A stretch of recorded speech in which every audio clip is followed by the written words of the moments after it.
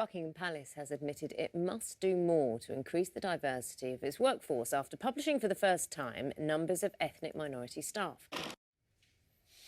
It's not just because it's rare that you hear those kind of interactions, or indeed the Queen speaking at all, Yes. isn't it? It's, I mean, obviously the nature of what they were talking about has a fascination about it. But as everyone knows, what happens next is camera's taken away, no one hears what is said, and it is one of those places which is completely secure. And I imagine with the Queen's experience, you listen to what she has to say in terms of observations, don't you?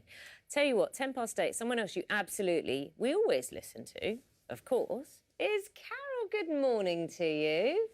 Good morning, both. I thought somebody else had walk out while you do your forecast, because no, I'm only joking. I'm listening intently. Come on, let's play nicely.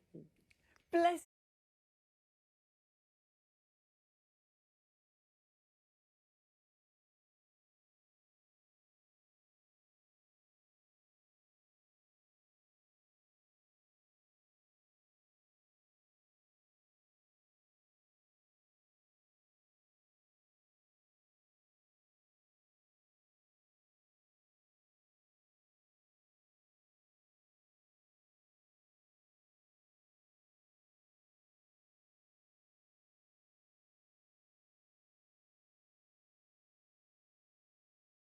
Carol, what did she say? No idea. I'm not interested. Oh, you are awful, but like.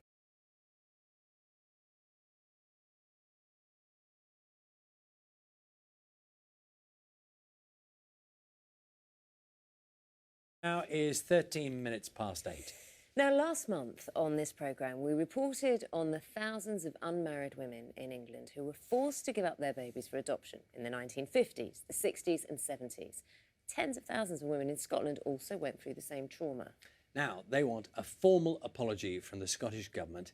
And today, some will meet the Children's Minister. Our correspondent, Duncan Kennedy, has been speaking to two mothers about their experience. Well, that's Elspeth, and Duncan Kennedy was the reporter there. We can speak to Duncan. Really carefully and thoughtfully when you talk about grief and the grief of that, the loss, but also the years shrouded in shame. And Jano Farmer, whose baby was put up for adoption in the 70s, can talk to us now. Apology. How has that resonated with your son, but also... Understand why you're asking for what you're asking for now. But I'm assuming, listening to your first answer, that there were many, many years when you told no one that this was something you felt like you had to keep completely secret. Is that right?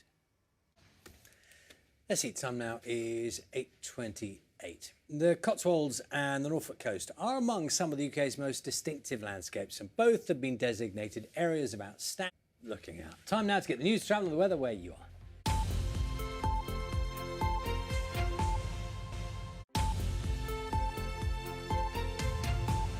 Hello, you're watching Breakfast with Naga Munchetty and Charlie State. Good morning to you. Now Morning Live follows Breakfast on BBC One this morning. That's at 9:15. Don't forget it, Charlie. I won't forget. Promise. 8:38 is the time. Kim and Gethin take over from us at 9:15. Now, let's go to Ben, who's at Manchester Airport for us this morning.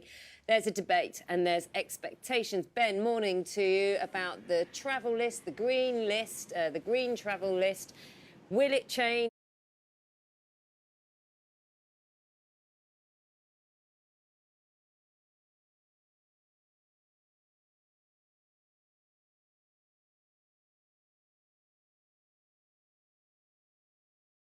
If it does, what's going on? I think we're getting an announcement today, aren't we, this morning?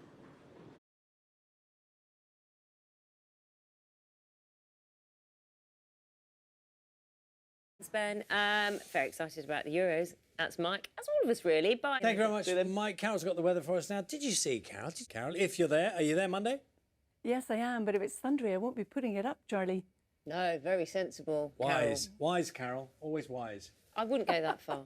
Although she did have... I know, it's really weird. Isn't it? Just really not like that. Not making me comfortable at all. Carol, you're not here tomorrow, are you? No, I'm not. Have a good weekend. See ya. 8:51 is the time now. So Buckingham Palace has admitted it could do better in terms of recruiting staff from ethnic minorities. The lack of diversity was revealed in the latest annual report into the public funding of the monarchy. The sovereign grant has also highlighted a reduction in income from visits to royal palaces and some sharp cuts in expenditure. Here's our royal correspondent, Nicholas Witchell. Now, the UK's first dedicated scientific centre for horticulture opens its doors today. It aims to protect the future of plants, people and the planet. It also has the biggest collection of garden plants from across the UK.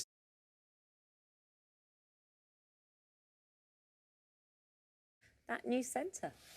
You're watching BBC Breakfast. Time now is 8:59.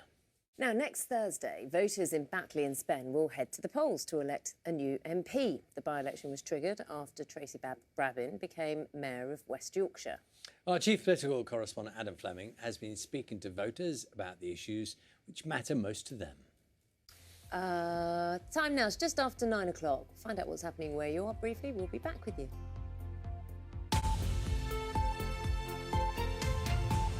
Welcome back. Complicated non-surgical beauty treatments such as Botox and microneedling are being taught on the internet and during unsafe one-day courses. That's according to a new BBC investigation. The aesthetic industry is worth around £3 billion, but is nearly completely unregulated, which is putting patients at risk, as our health correspondent Anna Collinson reports.